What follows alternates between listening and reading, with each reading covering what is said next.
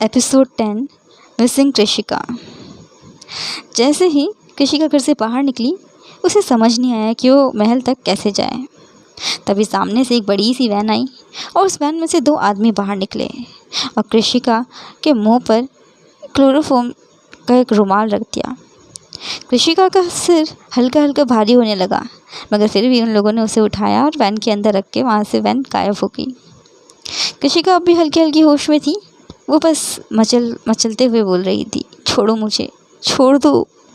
कृषिका खुद को छुड़ाने की कोशिश करने लगी, लेकिन तभी एक आदमी ने उसके मुंह पर से टेप चिपका दी ताकि वो और आवाज़ ना करे। जब कृषिका ज़्यादा छटपटाने लगी तो उन लोगों ने उसे बेहोशी का इंजेक्शन लगा दिया और एक दूसरे से बोले, बड़ी ही ढीठ है ये लड़की, क्लोरोफॉर्म का भी असर नहीं पड़ा इसे तो।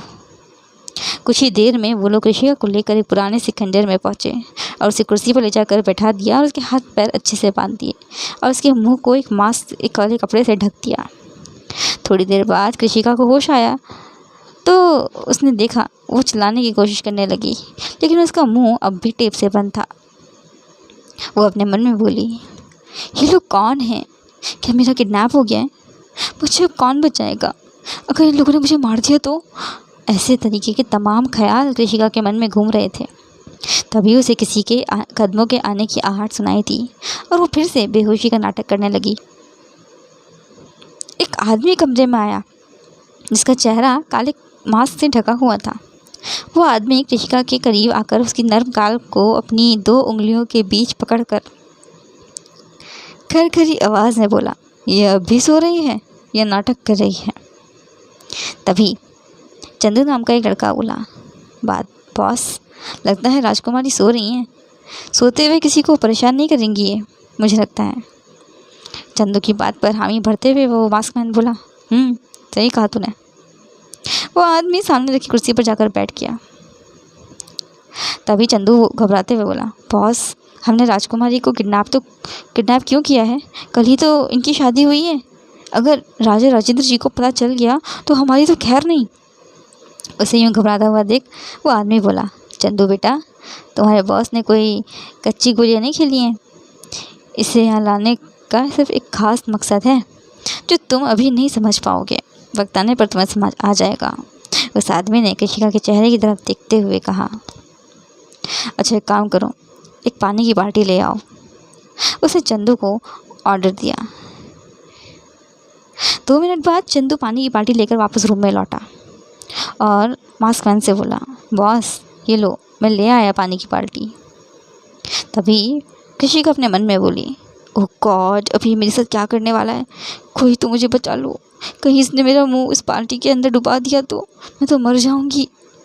कृषिका मन ही मन भगवान से मदद की गुहार लगा रही थी। तभी उस आदमी ने पानी की बाल्टी अपने हाथ में उठाई और कृषिका के मुंह पर दे मारी। पानी इतना ठंडा था कि वो ठंड के कारण मचलने लगी, जोर से चिल्लाई, आह! पानी इतना ठंडा था कि कृषिका तुरंत ठंड से कांपने लगी।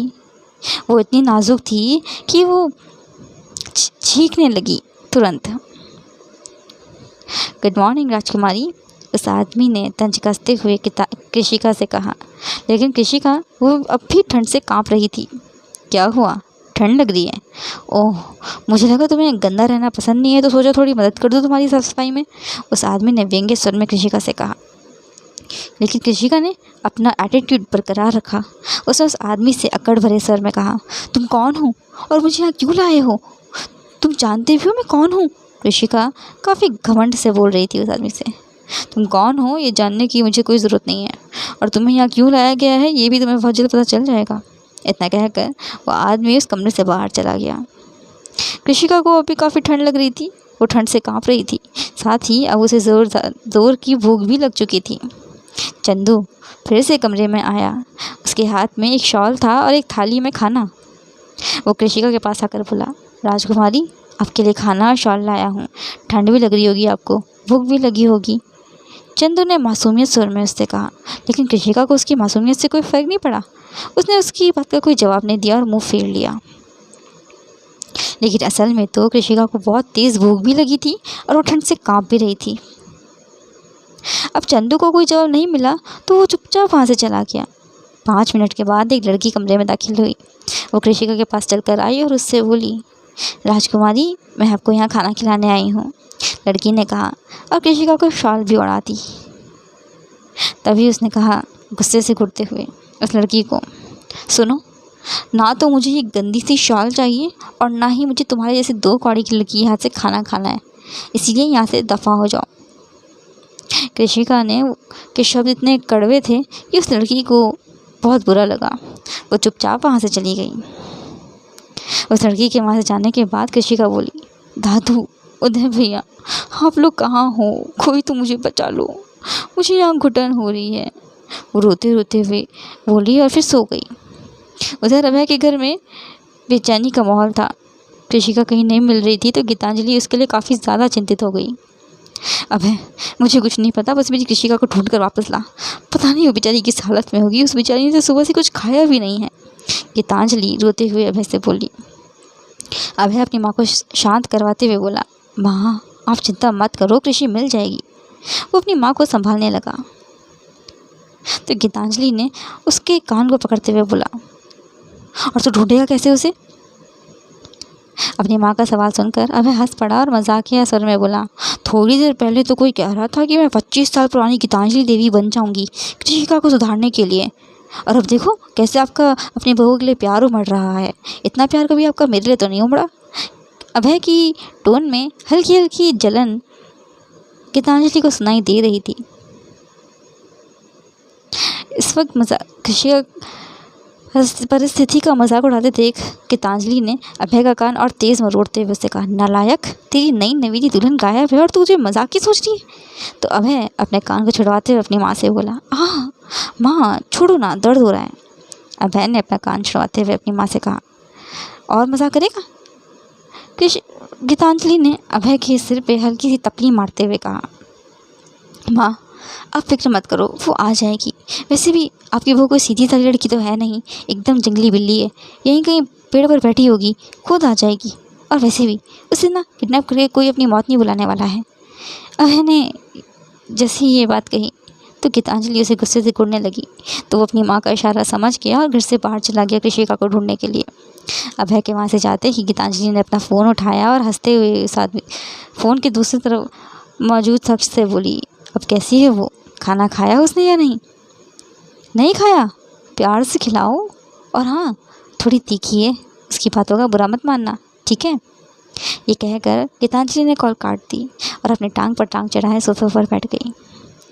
तुम्हें तो सुधारना ही पड़ेगा मुझे। आखिर मैं एक स्कूल टीचर जो रही हूँ अपने 25 साल पहले।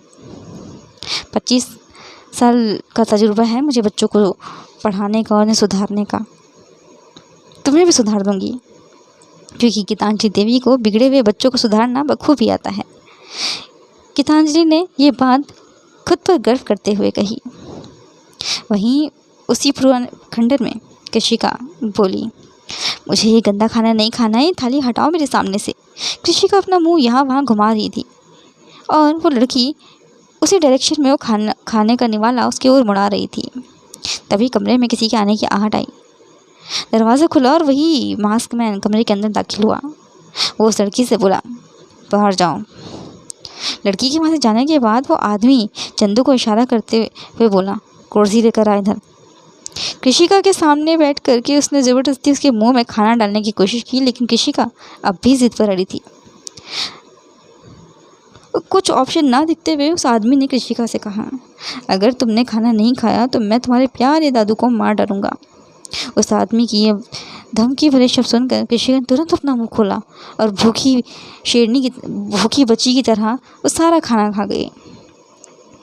उसे खाना खाते देख वो आदमी हल्का सा मुस्कुराया और बोला, very good, that's my good princess. इतना कहकर उस आदमी ने कृषिका का सर सहलाया। उसके बाद वो वहाँ से चला गया। आज के लिए बस इतना ही। अगर आपको आज के एपिसोड अच्छा लगा तो कमेंट करें, वीडियो को लाइक करें, शेयर करें और चैनल को सब्सक्राइब करना ना भूलें। Till then take care and bye bye.